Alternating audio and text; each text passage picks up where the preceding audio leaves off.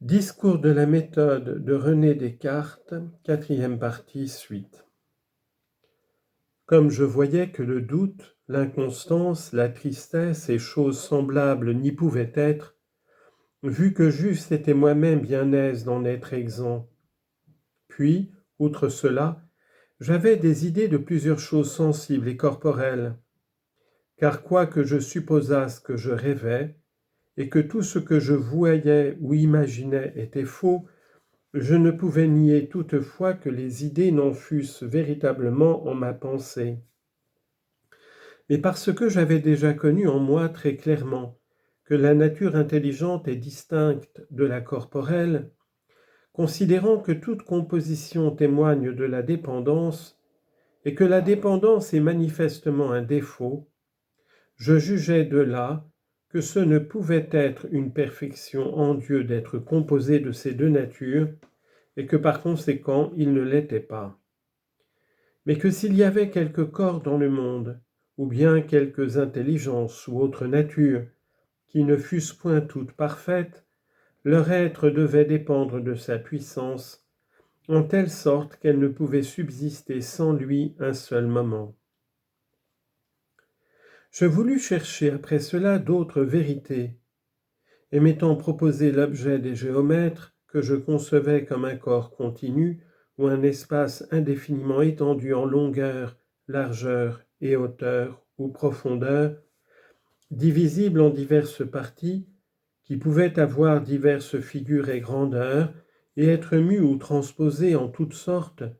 car les géomètres supposent tout cela en leur objet, je parcourus quelques-unes de leurs plus simples démonstrations.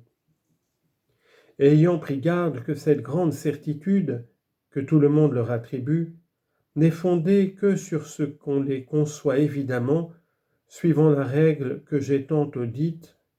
je pris garde aussi qu'il n'y avait rien du tout en elles qui m'assurât de l'existence de leur objet. Car, par exemple, je voyais bien que supposant un triangle, il fallait que ces trois angles fussent égaux à deux droits, mais je ne voyais rien pour cela qui m'assurât qu'il y eût au monde aucun triangle. Au lieu que, revenant à examiner l'idée que j'avais d'un être parfait, je trouvais que l'existence y était comprise en même façon qu'il est compris en celle d'un triangle, que ces trois angles sont égaux à deux droits, ou en celle d'une sphère que toutes ses parties sont également distantes de son centre, ou même encore plus évidemment, et que par conséquent il est pour le moins aussi certain que Dieu, qui est cet être parfait, est ou existe, qu'aucune démonstration de géométrie le saurait être. Mais ce qui fait qu'il y en a plusieurs qui se persuadent qu'il y a de la difficulté à le connaître, et même aussi à connaître ce que c'est que leur âme, c'est qu'ils n'élèvent jamais leur esprit au-delà des choses sensibles, et qu'ils sont tellement accoutumés à ne rien considérer qu'en imaginant, qui est une façon de penser particulière pour les choses matérielles, que tout ce qui n'est pas imaginable leur semble n'être pas intelligible. Ce qui est assez manifeste de ce que même les philosophes tiennent pour maxime dans les écoles, qu'il n'y a rien dans l'entendement qui n'ait premièrement été dans le sens. Ou toutefois, il est certain que les idées de Dieu et de l'âme n'ont jamais été. Note. Rien dans l'entendement qui n'ait premièrement été dans le sens, traduction d'une maxime aristotélicienne, d'où suit que tout concept se forme par abstraction à partir du sensible, ce que conteste ici Descartes, qui renverse la thèse. Rien ne serait assuré dans la perception sensible si l'entendement n'intervenait. Fin de note. Et il me semble que ceux qui veulent user de leur imagination pour les comprendre font tout de même que si, pour ouïr les sons ou sentir les odeurs, ils se voulaient servir de leurs yeux. Sinon qu'il y a encore cette différence que le sens de la vue ne nous assure pas moins de la vérité de ces objets que font ceux de l'odorat ou de l'ouïe, au lieu que ni notre imagination ni nos sens ne nous saurait jamais assurer d'aucune chose si notre entendement n'y intervient. Enfin, s'il y a encore des hommes qui ne soient pas assez persuadés de l'existence de Dieu et de leur âme, par les raisons que j'ai apportées,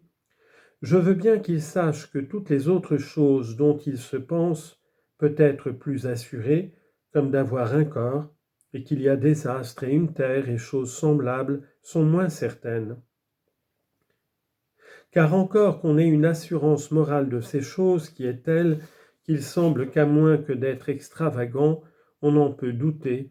toutefois aussi à moins que d'être déraisonnable, lorsqu'il est question d'une certitude métaphysique, on ne peut nier que ce ne soit assez de sujet pour n'en être pas entièrement assuré que d'avoir pris garde qu'on peut en même temps s'imaginer, étant endormi, qu'on a un autre corps et qu'on voit d'autres astres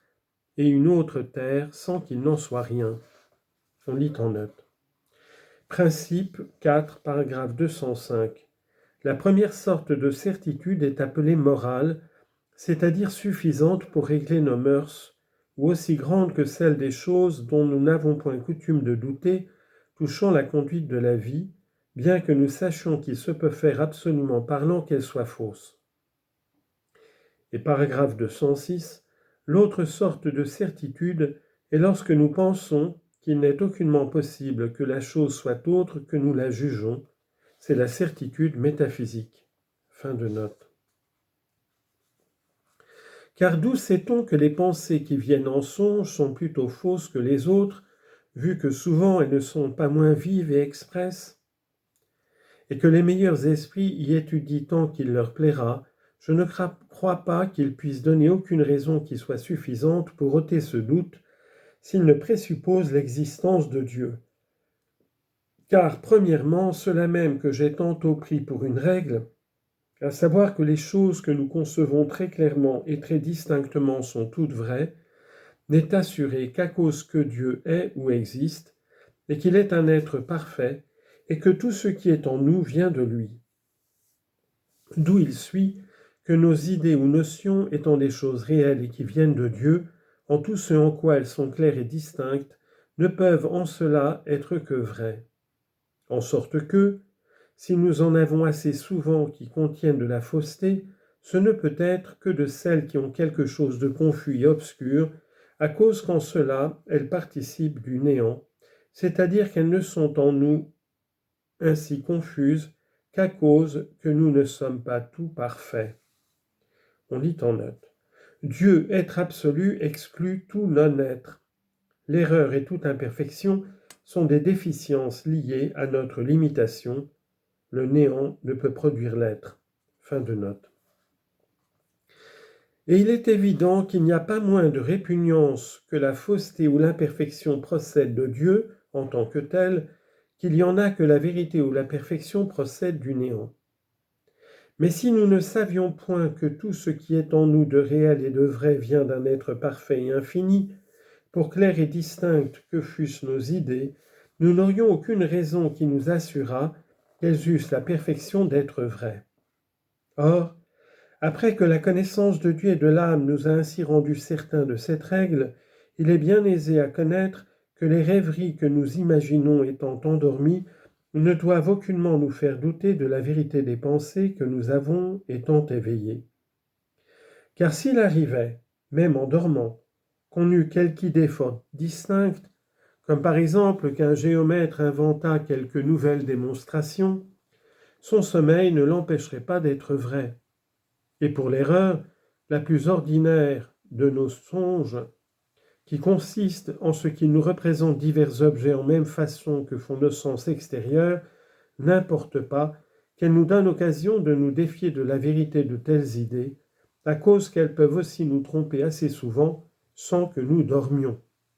Comme lorsque ceux qui ont la jaunisse voient tout de couleur jaune, ou que les astres ou autres corps fort éloignés nous paraissent beaucoup plus petits qu'ils ne sont.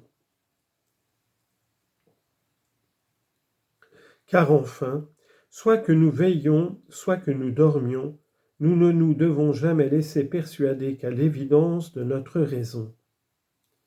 Et il est à remarquer que je dis de notre raison, et non point de notre imagination dit de nos sens. Comme, encore que nous voyons le soleil très clairement, nous ne devons pas juger pour cela qu'il ne soit que de la grandeur que nous le voyons. Et nous pouvons bien imaginer distinctement une tête de lion hantée sur le corps d'une chèvre, sans qu'il faille conclure pour cela qu'il y ait au monde une chimère. Car la raison ne nous dicte point que ce que nous voyons ou imaginons ainsi soit véritable. Mais elle nous dicte bien que toutes nos idées ou notions ne doivent avoir quelque fondement de vérité, car il ne serait pas possible que Dieu, qui est tout parfait, tout véritable, les eût mises en nous sans cela. Et parce que nos raisonnements ne sont jamais si évidents ni si entiers pendant le sommeil que pendant la veille, bien que quelquefois nos imaginations soient alors autant ou plus vives et expresses, elles nous dictent aussi que nos pensées ne pouvant être toutes vraies, à cause que nous ne sommes pas tout parfaits, ce qu'elles ont de vérité doit infailliblement se rencontrer en celles que nous avons étant éveillés plutôt qu'en nos songes.